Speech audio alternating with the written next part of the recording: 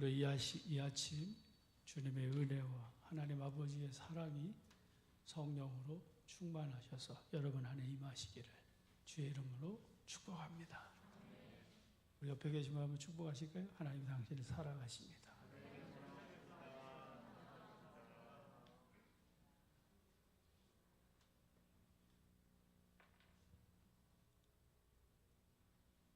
허물과 죄로 죽었던 우리를 살리신 하나님의 은혜는 이제 빛의 열매를 맺게 하시기까지 빛으로 말미암아 의와 모든 착함과 모든 의와 그리고 진실함으로 우리 믿는 성도들에게 열매 맺게 하신다라고 하는 말씀을 드렸습니다.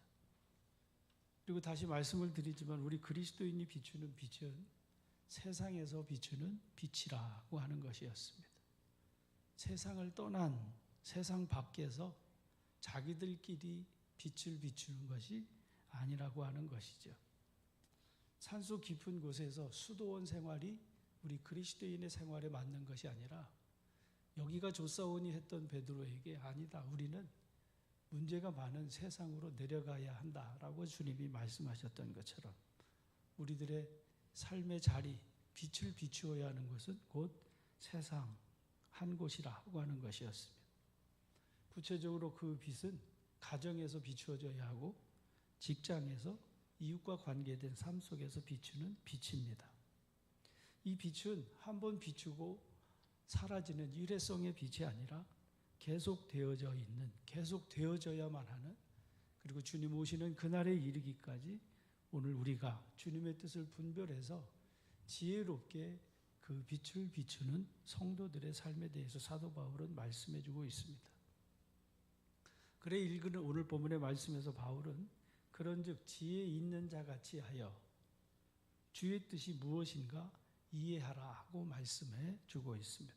그런즉 너희가 어떻게 행할지를 자세히 주의하여 지혜 없는 자같이 하지 말고 오직 지혜 있는 자같이 하여 세월을 아껴라. 때가 악하기 때문이라고 말씀합니다.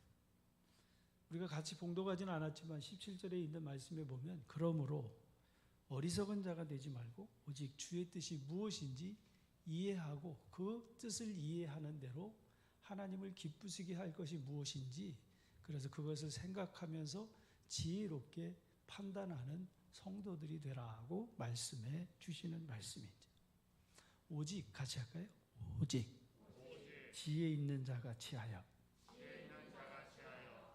지혜 있는 자처럼 지혜 있는 자같이 어떻게 행할지 주의하여 자세히 주의하여 지혜 없는 자같이 하지 말고 오직 그러니까 지혜밖에 없어서 그래서 그 지혜로 생각하고 지혜로 분별하고 지혜로 판단하고 지혜로 이해해서 그것을 행하는 성도들이 되라고 말씀해 주시는 말씀이죠. 여러분 지식과 지혜는 분명한 차이가 있습니다. 잠언에 기록된 말씀에 보면 마치 지혜를 의인화하는데요. 그래서 지혜가 너를 부른다라고 말씀하는 말씀도 있습니다. 지식과 지혜 무슨 차이가 있을까요? 학자적인 지식이 많다고 해서 어떤 학문적인 가장 깊은 학문을 취득해서 박사학위를 취득했다고 해서 박사학위가 2개, 3개가 있다고 해서 그 사람을 지혜로운 사람이라고 말하지 않습니다. 지식이 그 사람을 그 학식이 많은 사람으로 평가하기는 할 수 있지만 그렇다고 해서 그가 지혜가 많은 사람으로 말하지 않는 이유는 지혜와 지식이 다르기 때문이지. 많이 배웠다는 그 지식이 그를 지혜롭게 만드는 것은 결코 아닙니다. 오히려 많은 지식이 그를 미치게 만드는 일들도 헛된 것에 빠지게 만드는 일들도 종종 보게 되어지죠. 사전적 의미에서 지식은 어떤 대상에 대하여 배우거나 실천을 통해 알게 된 명확한 인식이나 이해, 알고 있는 내용이나 사물이라고 정의하는 사전적 정의가 있습니다. 그에 반해 지혜는 사물을 정확하게 처리하는 정신적 능력이라고 사전적 의미에서 설명해 줍니다. 헬라어로는 소피아라고 하는 말이기도 한데요. 지혜는 모든 지식과 능력을 다 동원해서 행할 바를 올바르게 판단하는 능력이 바로 지혜라고 하는 말로 쓰여지고 있는 것이지. 그러니까 오늘 본문의 말씀에서 사도 바울이 말씀하는 바는 지혜 없는 자처럼 하지 말고 오직 지혜 있는 자같이 하라고 말씀하고 있는데요. 우리 그리스도인에게는 분명히 지혜가 있다라고 하는 것을 전제로 말씀해 주시는 말씀입니다.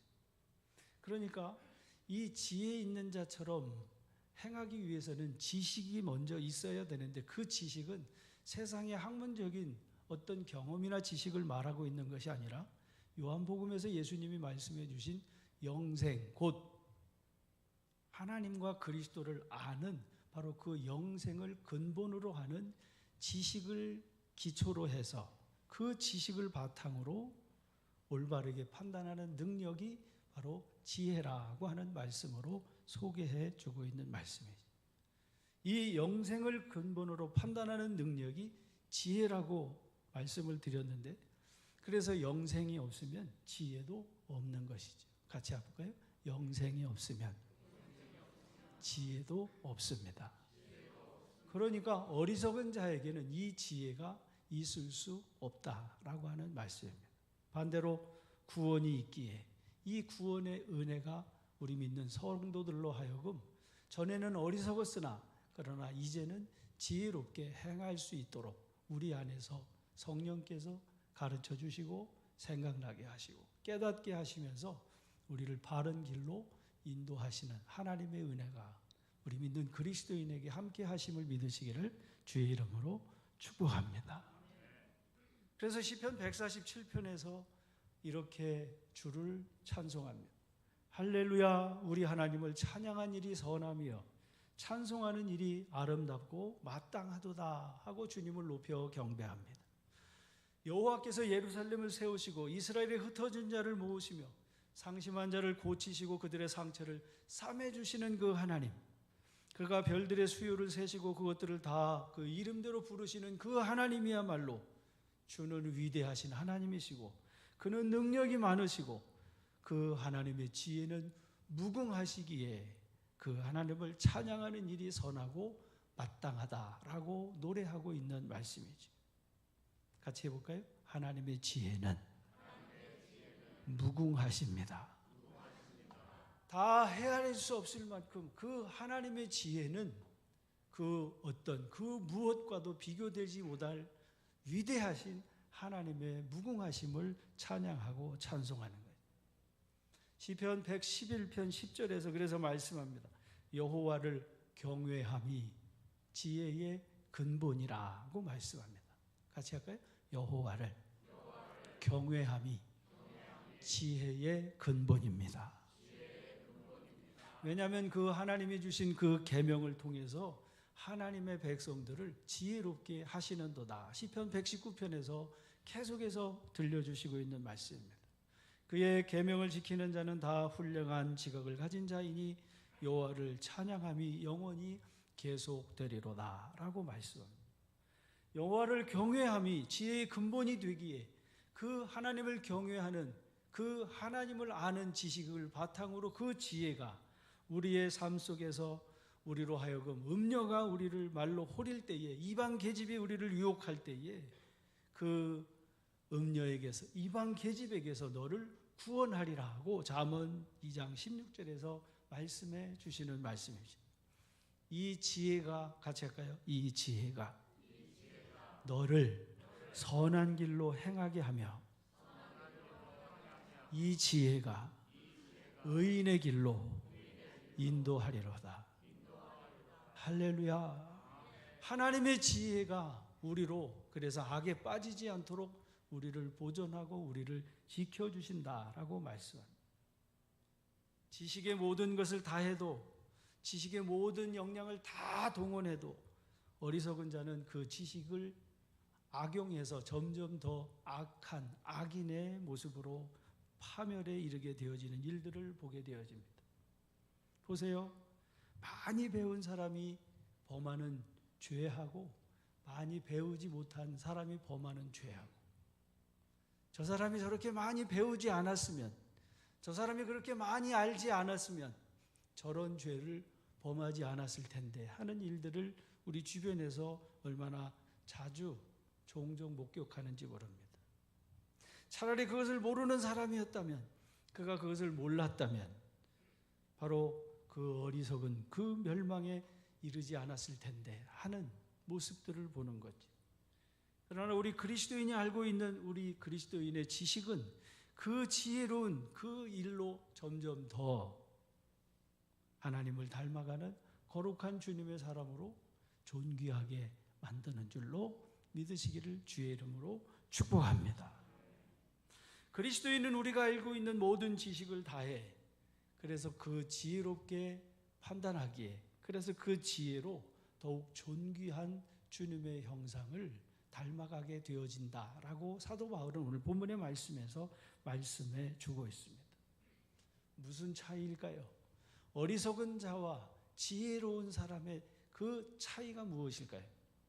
어리석은 자와 지혜로운 자의 한 가지 분명한 차이는 바로 하나님을 경외하는 믿음이 있느냐, 하나님을 경외하는 믿음이 없느냐에 따라서 정반대의 모습의 결과를 낳는다는 사실입니다. 하나님을 경외하는 믿음은 무엇을 하든지, 무엇을 먹든지, 무엇을 마시든지, 살든지 죽든지 다 하나님의 영광을 위해서 하기 때문에 그는 점점 더 지혜롭고 존귀하게 되어짐을 믿으시기를 축원합니다. 그러나 반대로 어리석은 자는 자기를 위하기 때문에, 자기 자신의 쾌락을 위하기 때문에, 자기 자신의 즐거움을 때문에, 자기 자신의 이름을 높이려고 하기 때문에 그 결과의 마지막, 욕심이 잉태한 즉 죄를 낳고 죄가 장성한 즉 사망을 낳는 파멸에 이르게 되어지는 이유, 바로 하나님을 경외하는 믿음이 없기 때문이라고 말씀해 주시는 말씀입니다. 그래서 지혜서에 있는 말씀에서 보면 어리석은 자는 스스로 방자하여 스스로 높은 채 교만하여 결국에 패망에 이르고 해를 당하게 되어진다고 말씀합니다. 잠언 14장 16절의 말씀에 보면 지혜로운 자는 두려워하여 악을 떠나나 어리석은 자는 방자하여 스스로 믿느니라고 말씀합니다. 스스로 방자하여 교만하여 그가 거만하여 홀로 해를 당하게 되어지는 이유를 말씀합니다. 그래서 어리석은 자의 특징을 지혜자는 이렇게 말씀하고 있습니다. 잠언 29장 11절 말씀에 보면 어리석은 자는 자기의 노를 다 드러내어도 지혜로운 자는 그것을 억제하느니라고 말씀합니다. 같이 해볼까요?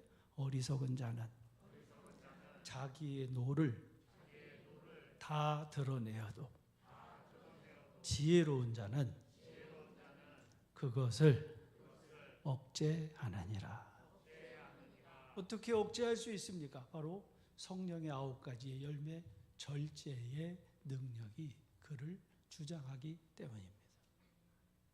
그렇습니다. 어리석은 자는 자기 감정대로, 자기의 마음대로, 자기가 옳다고 생각하는 대로 자기의 화를 다 드러내지. 그러나 지혜로운 사람은 그 노를 억제하고 절제하고 그것을 다룰 줄 안다라고 말씀하는 말씀입니다. 감정대로 판단하지 않는다는 거지. 우리나라 지금 현실을 보게 되어지면 얼마나 안타까운지 모르겠습니다. 무엇이 정의고 무엇이 옳은지, 그것이 공평한 건지 공정한지는 다 접어뒀습니다. 다 덮어두고 네 편이냐 내 편이냐, 네 당이냐 내 당이냐, 학연과 지연과 혈연에 따라서 공의로운 것인지 정의로운 것인지는 다 덮어두고, 그리고 다 치우쳐 있는 이 모습이 다툼에 끊이지 않는 이유 중에 가장 중요한 이유가 되어진다는 사실인 거죠. 그러나 지혜는 결코 그렇지 않습니다. 악이 비록 성하여도, 진리가 비록 비방을 당해도 지혜로운 자는 진리 편에 선다는 말씀입니다. 악이 비록 성하여도 진리 더욱 강하다. 진리 살아갈 때 어려움도 당하리. 우리 가는 그 앞길에 어두운 장마 덮쳐도 하나님이 함께 계셔 항상 지켜 주시리. 진리는 변하지 않기에 그래서 언제나 진리 편에 서서 그 진리가 결국에 승리한다는 것을 믿기 때문에, 그래서 때로 진리 따라갈 때에 어려움을 당하지만 그러나 그것이 잠시 잠깐이고 영광의 주님이 다시 오시는 날 상 주실 것을 믿기에 함께 하시기에 진리 편에 서는 줄 믿으시기를 주의 이름으로 축원합니다. 그러니 우리 사랑하는 성도 여러분, 우리 믿는 그리스도인은 네 편, 내 편, 학연, 지연, 혈연 따지지 말고 진리 가운데 진리를 따라가는 성도들이 되시기를 주의 이름으로 축복합니다. 어리석은 자의 또 하나는 욕망의 지배를 받는다는 것입니다. 정욕이 그를 지배해서 그가 갖고 싶은 것을 어떻게 해서든지 자기 손에 넣으려고 하는 탐욕이 그를 주장한다는 것이죠.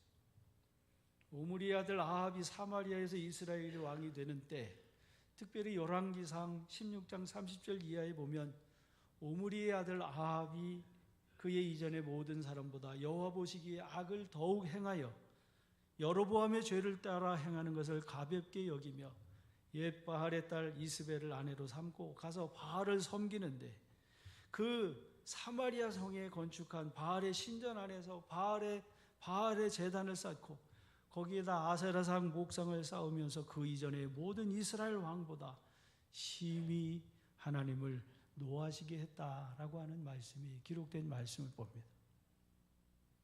그런데 하나님께서 그 아합에 대하여 그 땅에 하나님의 은혜를 베푸시는데, 우리가 잘 아는 갈멜산에서 바알과 아세라 선지자 850명과 엘리야와의 대결 속에서 하나님이 유일한 하나님이심을 아합 왕에게 친히 나타나 보여주시고 있는 말씀을 보게 됩니다. 그런데 그 이후에 아합이 자기 왕궁 곁을 거닐다가 이 미련한 사람이 21장의 말씀에 보면 나봇의 포도원을 강탈하고 있는 말씀을 거기 성경의 말씀에서 보게 되어집니다. 이스라엘 사람 나봇의 포도원은 그의 기업이 되어집니다. 누구도 그 기업은 손댈 수 없는 하나님이 주신 기업입니다. 그러나 그 아합의 아내 바알의 딸 이세벨이 거짓 증인을 내세워서 나봇을 돌로 쳐서 죽이게 되어지는데, 아합이 그 포도원을 강탈하고 있는 장면의 말씀을 보게 되어집니다. 하나님을 경외하지 아니하는 아합 왕, 하나님 경외함 없이 헛된 우상 앞에 우상을 섬기며 탐욕에 사로잡혀 있는 아합 왕의 실상을 그대로 보여주고 있는 말씀을 보게 되어지죠. 이렇게 어리석고 미련한 사람은 자기 감정의 충동과 본능의 지배를 받습니다. 사랑하는 성도 여러분, 자기 감정대로, 자기가 옳다고 생각하는 대로, 충동되어지는 대로 그렇게 여러분의 몸과 여러분의 손과 발이 움직여지면 결국에 아합과 같이 그가 죽으면, 성읍에서 죽으면, 들에서 죽으면 개들이 그 피를 핥아먹는 그 비참한 처참한 마지막이 되어진다라고 하는 사실이죠. 사랑하는 성도 여러분, 여러분의 마음과 중심과 그리고 행실이 하나님께서 그 감정을 주장하시는 우리 성도들의 마음과 중심이 되어지시기를 주의 이름으로 축복합니다. 이렇게 어리석고 미련한 사람, 자기 감정적으로 충동과 본능의 지배를 받습니다. 거기에 한 가지 덧붙이면 미련하고 어리석은 사람의 허망한 열심도 빼놓지 않을 수가 없습니다.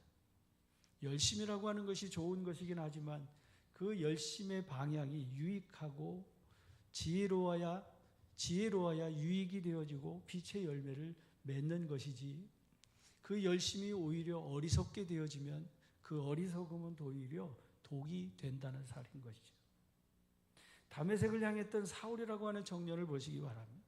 그는 하나님을 위한 열심이 남달랐던 사람이었습니다. 그날도 다메섹을 향해서 그리스도인들을 잡아들이기 위해 향했습니다. 다메섹으로 도망간 피난한 그리스도인들이었습니다. 그러나 그의 열심은 다메섹에서 주님을 만날 때 여실히 드러나게 됩니다. 그는 하나님을 위한 열심이라고 했지만 결국에 그리스도를 핍박하는, 교회를 핍박하는 결과를 낳았다는 사실. 훗날 빌립보서에서 그가 고백하는 거죠.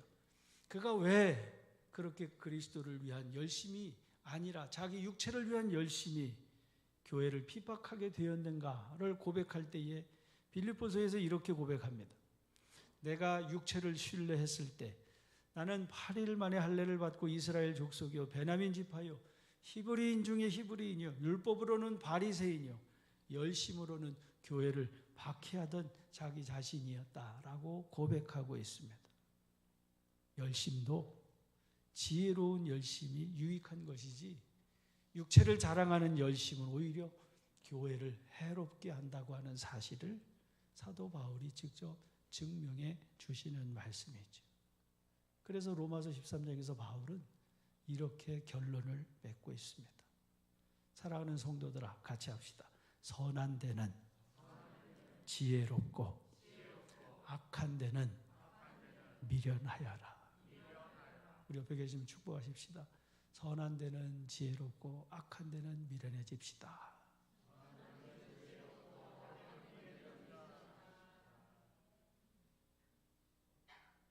서기관 중에 한 사람이 예수님 앞에 와서 묻습니다.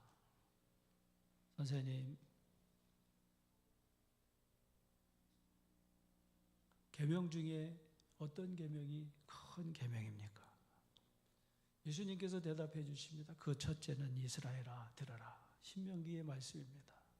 들어라 이스라엘아, 주 곧 우리 하나님은 유일한 주시라. 내 마음을 다하고 목숨을 다하고 뜻을 다하여 힘을 다하여 주 너의 하나님을 사랑하라고 하신 이것이 첫째 되는 계명이고, 둘째는 이와 같으니 이웃을 내 몸과 같이 사랑하라 하신 이보다 더 큰 계명이 없느니라고 대답해 주시는 말씀을 봅니다. 서기관이 예수님이 들려주신 이 말씀을 듣고 선생님 옳습니다. 하나님은 한 분이시고 그 외에 다른 이가 없다 하신 말씀이 참입니다. 마음을 다하고 지혜를 다하고 힘을 다해 하나님을 사랑하는 것과 또 이웃을 자신과 같이 사랑하는 것이 전체로 드리는 모든 번제물과 기타 제물보다 나음을 내가 압니다 라고 대답하니까 예수님께서 그가, 같이 할까요? 그가 지혜 있게 대답함을 보시고, 그가 그 주님의 가르침을 듣고 지혜 있게 대답함을 보시고 네가 하나님 나라에서 멀지 않도다 하면서 그를 칭찬하시고 있는 말씀을 보게 되어집니다. 결국 그가 알고 있는 율법이, 그가 알고 있는 지식이, 율법의 지식이 그의 올바른 지혜의 능력을 통해서 주님께 고백하는 그 고백을 통해 주님이 네가 지혜 있게 대답했다라고 말씀하시면서 네가 하나님 나라에서 멀지 않구나 하셨다는 말씀인 거죠.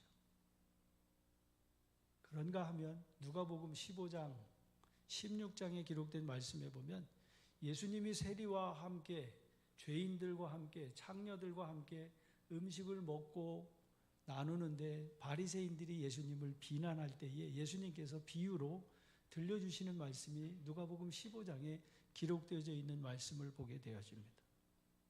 거기 보면 우리가 너무 잘 아는 잃은 양의 비유가 있습니다. 어떤 사람에게 100마리의 양이 있습니다. 그런데 99마리의 양이 우리에 있는데 한 마리의 양을 잃어버린 거죠. 저 하늘 목장에서 양떼를 한번 본 일이 있어요. 양들이 막 풀을 뜯어먹다가 목자가 부르니까 이 양들이요, 또 그렇게 빠른 거 처음 봤어요. 막 뛰어가는데 열어놓은 문으로 양들이 다 뛰어들어가는 거예요. 그리고 산에 내려오면서 이렇게 보니까 거기 잃은 양이 있더라고요. 양 3마리가 목자들이 불러서 다 뛰어갔는데 이 3마리 양은 안 뛰어가고 거기 한쪽에 모여서 그 목사님 자녀들이 주는 풀을 거기서 주니까 그거 먹고서, 그래서 목자가 부르는데 안 뛰어가고 거기 따로 있는 거예요. 그래서 저 잃은 양은 지 먹을 걸 따로 지금 목자가 주는 양식이 아니라 다른 사람이 주는 양식에 지금 눈이 팔리면 잃은 양이 되는구나 하는 모습을 봤어요. 여러분, 주님 주시는 양식으로 풍성하시기를 주의 이름으로 축복합니다. 그래, 그 한 마리의 잃은 양을 찾고 주인이 기뻐서 잔치를 벌였다는 거죠. 10드라크마의 비유를 들려주셨습니다. 어떤 사람에게 10드라크마가 있는데 1드라크마를 잃어버렸어요. 집을 막 찾고 찾아서 그 하나를 찾은 그 즐거움으로 동네 사람들을 불러다가 잔치를 벌였다는 거예요. 큰아들과 작은아들이 있습니다. 작은아들이 집을 나갔습니다. 잃은 탕자의 비유인 거지. 아버지의 재산을 가지고 다 허랑방탕해서 잃어버린 아들이 집으로 돌아와서 아버지는 그 돌아온 아들 때문에 잔치를 벌였습니다. 얼마나 기뻤든지 살진 송아지를 잡고 새 옷을 입히고 그 아들을 그렇게 맞이한 기쁨으로 잔치를 벌였다는 거예요. 그리고 들려주시는 비유가 16장에서 불의한 청지기의 비유를 들려주시고 있는 말씀을 봅니다.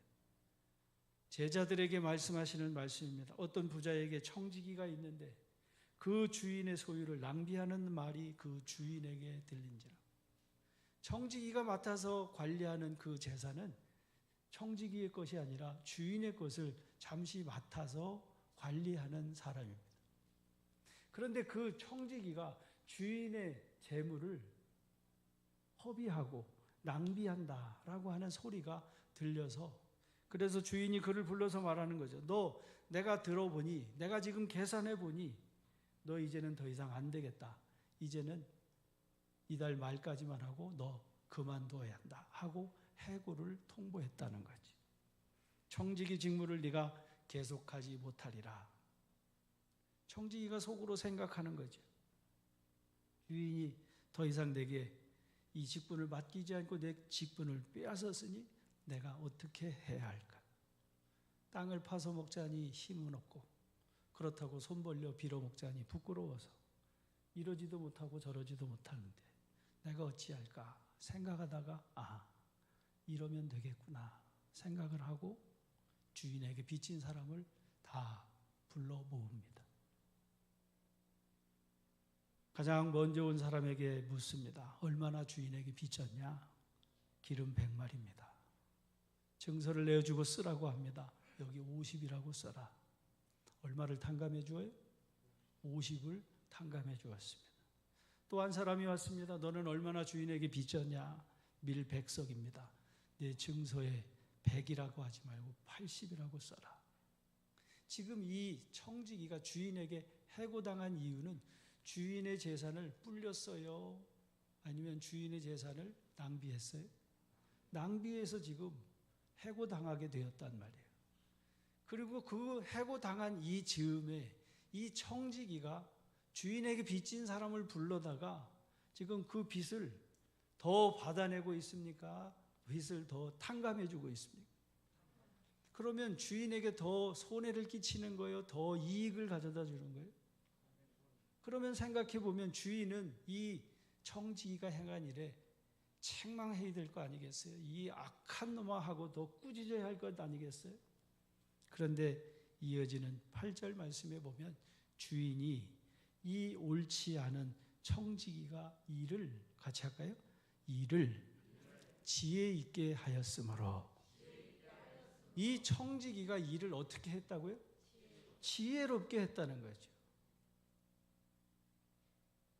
그러니까 이 비유 4가지 5가지의 비유를 들은 바리새인들은 자기들이 알고 있는 지식으로 아무리 계산을 해봐도, 아니 99마리 양이 중요하지 한 마리가 중요하냐, 아니 10드라크마에서 찾았으면 본전인데 왜 사람들을 불러다가 잔치를 벌려서 왜 손해를 보냐, 아니 그 아버지의 재산을 다 허랑방탕해서 다 탕감해서 잃어버린 이 아들이 돌아왔다고 왜 잔치를 하는지, 이 청지기가 이를 지금 이렇게 주인에게 더 손해를 끼치는데 주인이 저를 칭찬했다고 하니까, 지혜롭게 행했다고 하니까 바리새인들은 이 비유를 듣고 비웃었단 말이에요.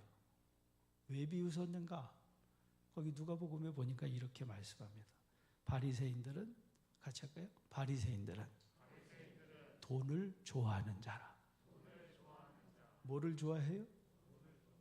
지금 주님은 제자들에게, 그래서 너희는 돈을 좋아하는 사람이 되지 말고 하나님을 좋아하는 자들이 되라.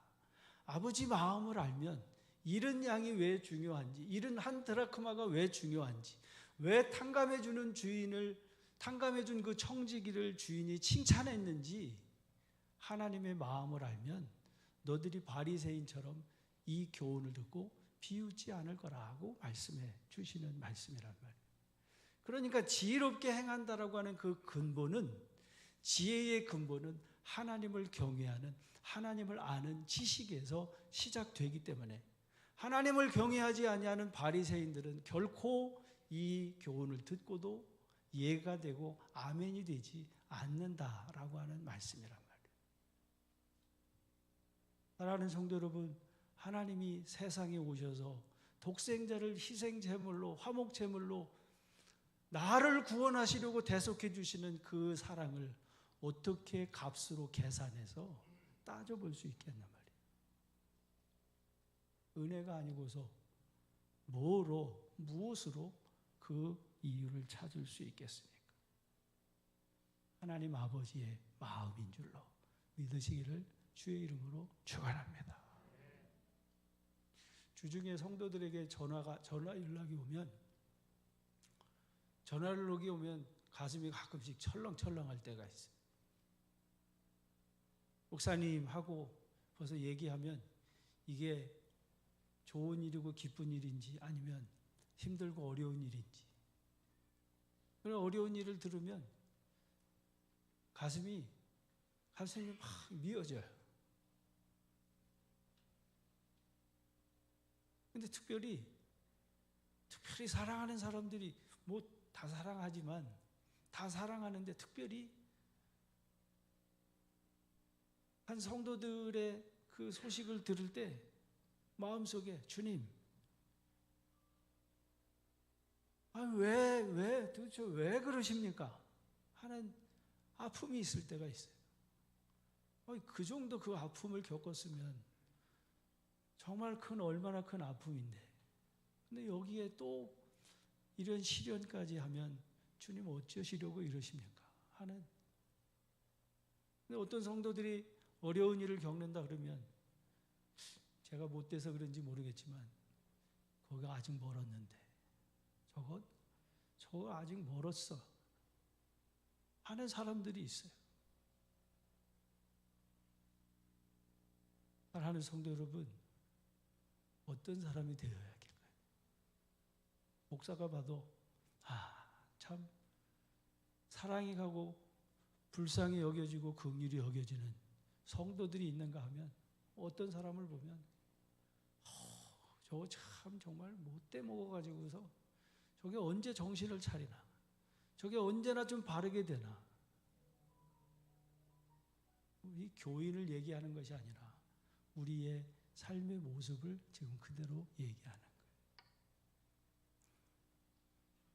잠언 15장 33절의 말씀에서 말씀해 주시는 말씀입니다. 여호와를 경외하는 것은 지혜의 훈계라, 겸손은 존귀의 길잡이니라고 말씀합니다. 사랑하는 성도 여러분, 여러분이 지혜롭게 하나님의 뜻이 무엇인지 올바로 분별해서 생활하면 하나님이 여러분을 존귀하게 만들어 주심을 믿으시기를 주의 이름으로 축복합니다. 그러니까 어리석은 자처럼 어리석게 감정적으로 자기가 옳다고 생각하는 대로 충동적으로 욕망에 사로잡혀서 그래서 헛된 열심으로 잘못된 방향으로 나아가지 아니하고 지혜롭게 오늘 주시는 하나님의 말씀과 같이 존귀한 주님의 자녀들 된 우리가 어떻게 하면 하나님을 기쁘시게 할까?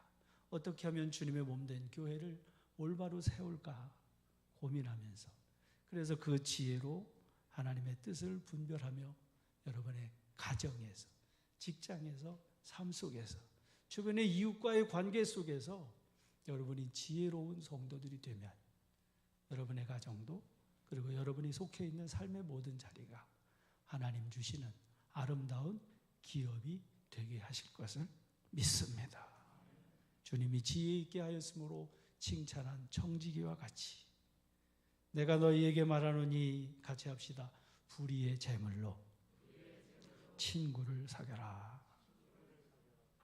불의의 재물로 친구를 사귀며 그래서 하나님이 여러분을 존귀하게 하시는 믿음의 권속들 되시기를 주의 이름으로 축복합니다. 주보에 우리 찬양이 있는데요. 이 험한 세상 찬양하겠습니다.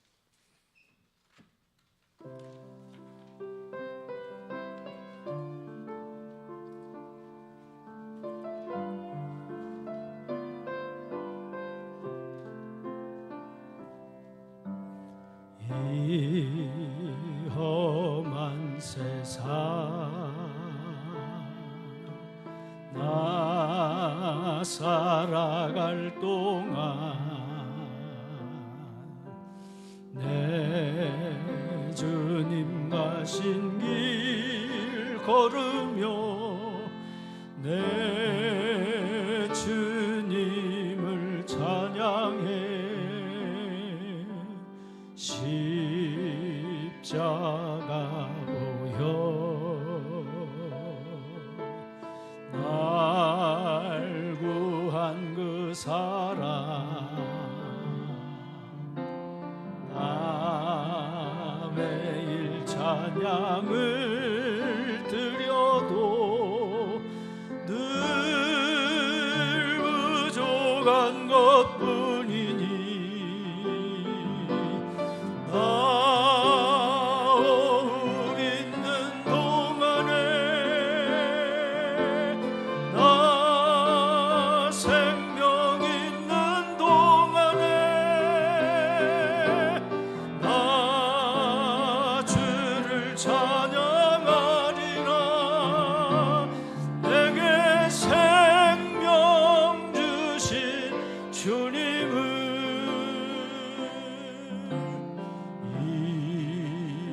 작은 손에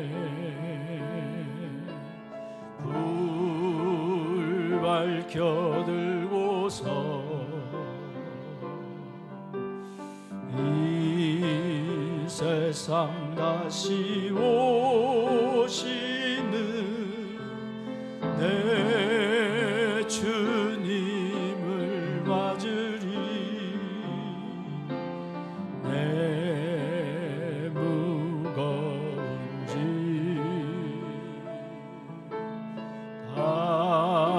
가볍게 주시며 그 아름다운 금면류가 날 위해 예비하시리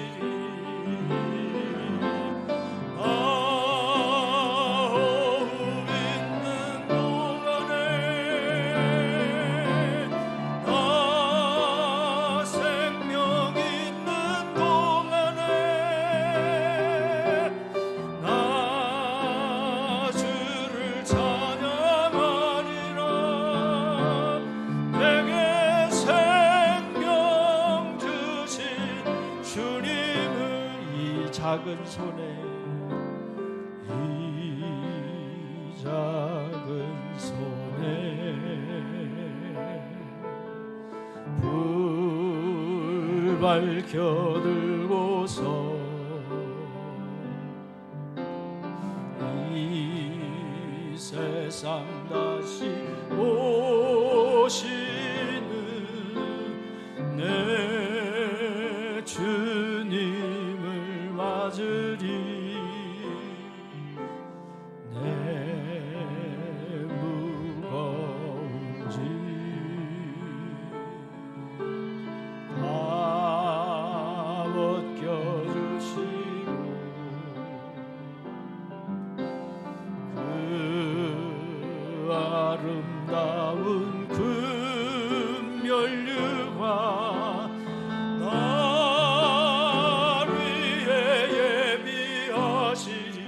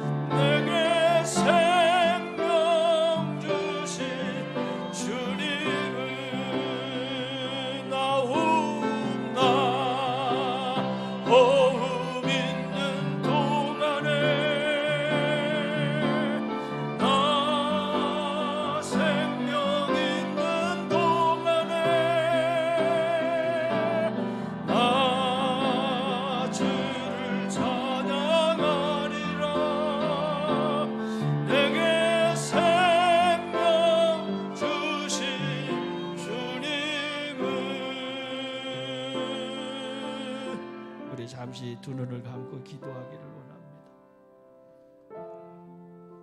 정말 신음하는 세상, 어두움에서 탄식하는 세상, 그래서 나 같은 사람을, 우리 같은 사람을 택하셔서 그래서 빛으로 삼아주셨음을 감사하며, 사랑하는 여러분, 가정에서 빛 되시기를 축복합니다. 여러분의 삶의 자리에서 빛이 되어지시기를 축복합니다. 하나님을 기쁘시게 할 것이 무엇인가 시험하면서 착함과 의로움과 진실함으로 빛의 열매를 맺는 우리 한 주간이 되어지도록 같이 함께 기도하고, 특별히 17일 날 또 우리 교회에서 수환군이 또 시험을 치르는데, 이번 수능을 통해서도 우리 많은 우리 젊은 학생들이 이 시대에 필요한